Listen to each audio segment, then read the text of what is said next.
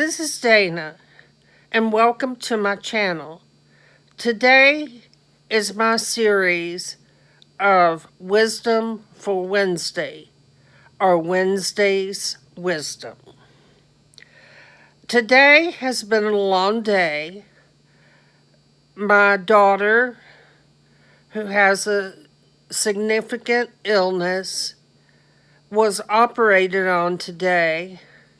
It was same-day surgery, and she is home. She says she is sore, and I appreciate all the prayers and the positive energy that people have sent up for her and for us as a family. I'm going to keep this short today because I want to go check on her and see how she's doing. But today my wisdom is going to be motivation tips. The first tip is for your workspace. There is something on my must-have list. I need a space. I love to sit and work on paperwork and those reports, those phone calls. I need room for folders and pens and files and a coaster for my iced coffee. Even a candle or two. Make the workplace somewhere where you want to be and will help you sit down for the tasks needed. So, make your workplace or workspace an inviting place to be. Number 2 is to multitask. Before I sit down to work on anything, I make sure the dishwasher is running, the laundry is running, or the kids are working on something.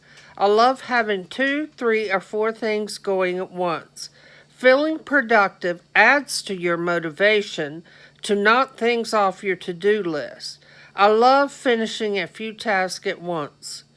This is a cultivated skill. Give it a try. Most of you that know me know that I'm retired from the federal government, and that was one of the essential tasks is to multitask. We didn't have a lot of control over making our workspace at work inviting, but we did have a small bit. The next is to make lists, and this is something I really need to work on. Checking things off the list really does help you see what you have accomplished. Not to remember, it helps you to remember. Use a piece of paper or an app on your phone, whatever works to help you make great lists. Keep paper by the bed for those late night thoughts. Write it down. It helps. The thing that I use for lists on my phone and my iPad is Notes. It's an application that comes on Apple products, and it is very easy to write notes down there, to send notes to someone in Facebook Messenger or other apps. So I suggest if you have Apple product, you use the program Notes to make your list. 4 is fight the I don't want to feeling. And this certainly applies to me. Sometimes you have to just start working on something to combat the feeling of not wanting to work on your to-do list. Once I start sorting laundry or cleaning the kitchen, I usually start feeling the motivation to dig into other things on my list.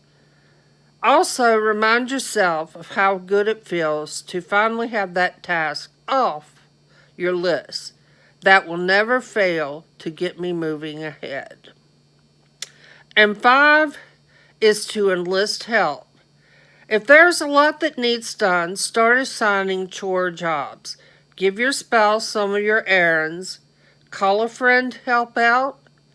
Hire a babysitter or a cleaning lady. Get everyone working so you can get a load of things done and have time for fun. 6 is to prioritize. When there's a lot to do, I have to remind myself of what is important. It doesn't all have to be done right now. The list isn't so overwhelming when you know what has to be done and what your deadlines are for that day. What needs to be printed or started or filed or folded. Dig into the first things on your list and work on the rest later. 7 is time breaks. If you are like me, a 15-minute Facebook chat can turn into an hour browsing online. Set a timer, stick to it, go back to work. I know from experience, this tip for motivation really helps because I fall down the rabbit hole so easily on social media. 8, find the unnecessary. Does what you are stressing over really need to be done? Is your list full of things that need done or things you want done? When you need motivation, it helps to finish what needs done. Then you can dig into what you want to do. 9 is quiet. I love playing worship music or letting my Bible app read to me or even just silencing the house when my to-do list is big. Sometimes an hour of quiet in the house can help you accomplish more than when things are wild and crazy. Send the kids outside. Utilize their sports practice times. Find quiet to hit the hard things on your list. 10 is to rest. Once you have prioritized and multitasked and enlisted help and accomplished what you can for that time, rest. Let go. The list will be there tomorrow. Take time with family. Read a book, sit outside, get the rest you need so you can recharge for the next list and the next day. 11 is you need to recognize the limitations.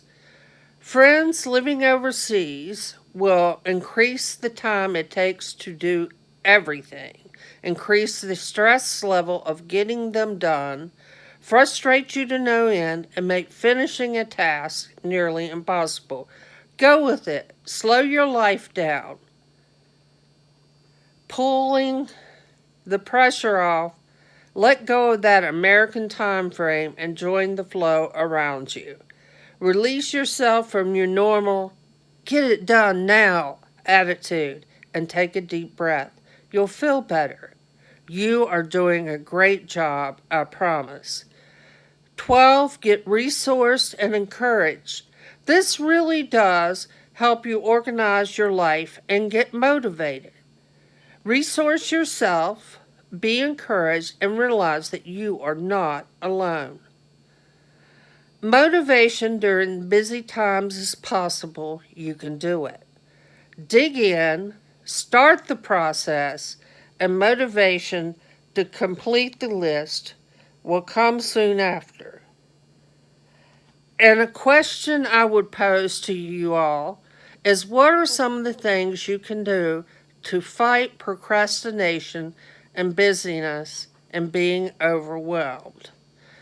What are your top motivation tips?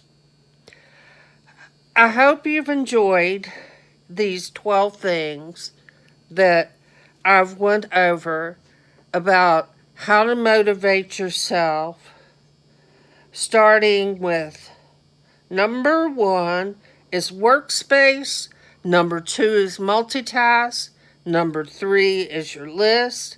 4 is fight the I don't want to feeling. 5 is enlist help. 6 is prioritize. 8 is find the unnecessary. 9 is quiet. 10 is rest. 11 is recognize the limitations. And 12 is to get resourced and encouraged. Today, while my daughter was admitted to the hospital and having surgery done, I was very nervous and had a hard time being still. And 2 things helped me. One thing was for a family friend who also is a close friend of my daughter and a nurse. She showed up and she helped. She stopped on her way back home and bought necessary supplies from the grocery store and bought them and put them up. And that helped so much.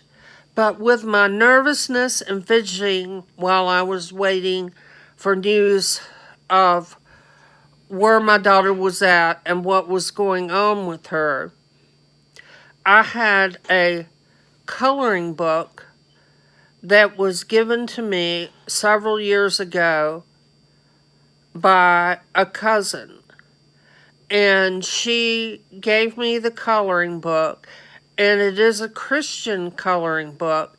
And I brought some pencils with me, and so I sat down in the waiting room once I started fidgeting out of control and started work on a page that was kind of a complex pattern and started coloring. And it made me focus on that, which was really unimportant, but it helped me wind down a little bit and I think stop fidgeting so much.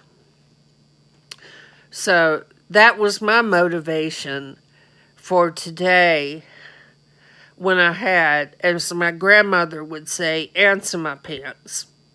Anyway, that brings me to the end of this Wisdom for Wednesday, or Wednesday's Wisdom. Please remember to be kind to one another, and we love you. Bye.